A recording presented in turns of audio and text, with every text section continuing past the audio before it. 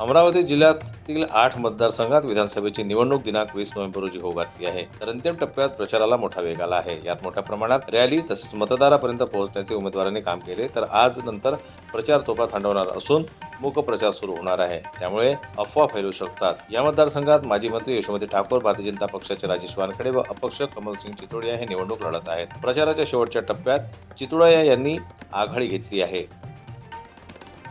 तिवसा विधानसभा क्षेत्रामधून 3 जणांची फाईट आहे. त्या 3 जणांची फाईटमधून एक आपला राजेश वानखेडे बीजेपी का कॅन्डिडेट आहे आणि काँग्रेसचे कॅन्डिडेट यशोमतीताई ठाकूर ते आपला काँग्रेसची आहे.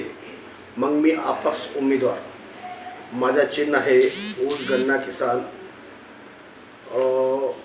13 नंबरचं माझं बटन आहे. मी माझी उमेदवारी ह्याकरिता ठामपणे ठेवलेली आहे की आतापर्यंत जे काही नेता आहे ते नेत्यांनी आतापर्यंत जेवढे शेतकरी आहे तिवसा विधानसभाचे कौंडिण्यपूरपासून म्हणजे कोल्हापूरपर्यंत मी प्रत्येक जागावर दौरा करत आहे. 167 गाव आहे. 167 गावाचे बूथप्रमुख कवा तिकडचे कास्तकार, शेतकरी, शेतमजूर सर्वांसोबत माझी बोलणं झालं आणि मग प्रचारमध्ये सर्वांसोबत माझी भेटी झालेली आहे. मी आतापर्यंत जे शेतकऱ्यांचे मुद्दे होते ते आतापर्यंत कोणताही नेता किंवा कोणताही आमदारने उचललेले नाही. काहीमुळे की आपण विंचित राहिलेलो आहे की आपल्या शेतकऱ्यांना शेतीचे मालाचा हमी भाव भेटला पाहिजे.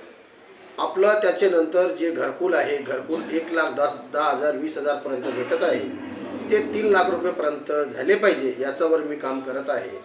त्याच्यानंतर आपल्याला दिवसाची वीज भेटली पाहिजे याच्यावर मी काम करत आहे. बेरोजगारांना रोजगारी भेटली पाहिजे, युवांना रोजगारी भेटली पाहिजे याच्यावर मी काम करणार आहे. आतापर्यंत तिवसा विधानसभाचा विकास नाही झालेला आहे, विकासाकडे गेले नाही आहे. आपल्या क्षेत्रात आतापर्यंत जे चांगली PSC असती PSCचा त्यांनी सोय करून नाही दिली, त्याचा आपल्याला हे नाही आहे. आपल्याला जे ॲम्ब्युलन्सची सोय पाहिजे ते नाही आहे. मग लोक खूप वंचित आहे. याकरिता माझी उमेदवारी मी ठामपणे ठेवलेली आहे. मी आतापर्यंत माझ्यात असं नाही केलं की मी पाठीमागे आपला ही घेऊ किंवा मी बसून जाऊ असं माझ्या मनात नाही आहे. कसं आहे की मी सर्व शेतकऱ्यांच्या म्हणण्यावर मी उभा आहे, गावकऱ्यांच्या बोलण्यावर मी उभा आहे.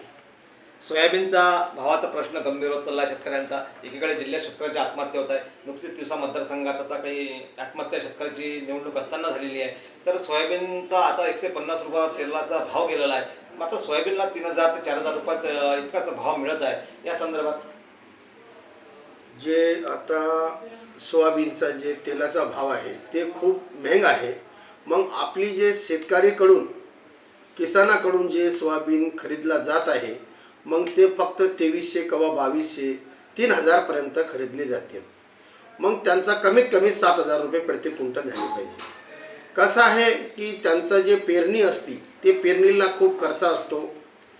त्यांना जेव्हा ते पेरणी करत आहे तेव्हा खूप त्याचा खर्च लागत आहे. याकरिता त्यांना 7,000 रुपये प्रति क्विंटल झाले पाहिजे.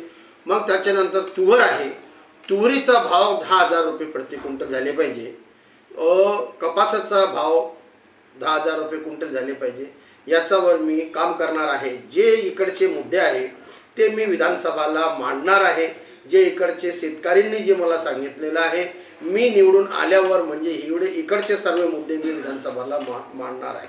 तिवसा मतदारसंघात कमलसिंह चितोडिया मतदारसंघातील समीकरण बदलण्याची शक्यता आहे. तर चितोडिया यांनी माझा अपप्रचार होऊ शकतो असं म्हटलं असून या प्रचाराला कोणी मतदार किंवा जनता बंधू भगिनींनी बळू पडू नये. माझी उमेदवारी ठाम असून मी शेतकरी, शेतमजूर, युवा वर्ग, बेरोजगार व मतदारसंघातील विकास कामाचे आणि त्याबाबतचे प्रश्न, पाणी, सोयाबीन, कपाशी, शेतकऱ्यांचा भाव यासाठी लढा देत असून याकरता मी माझी उमेदवारी या मतदारसंघातून लढवत आहे. मी कोणत्या उमेदवाराला पाठिंबा अथवा समर्थन करणार नाही. या संदर्भात कोणी सोशल मीडिया किंवा कोणताही अपप्रचार केला तर मी त्यांच्यावर कारवाई करेल अशा प्रकारची प्रतिक्रिया त्यांनी आज जनमत लाईव्हला दिली. माझी लढाई निवडणूक झाल्यानंतरही जनतेकरता सुरू राहील असे जनमत लाईव्हशी बोलताना त्यांनी आपल्या शब्दात व्यक्त केले. जनमत लाईव्ह न्यूज करता अमरावती प्रतिनिधी राजेश्वर घोरमाडे यांची रिपोर्ट.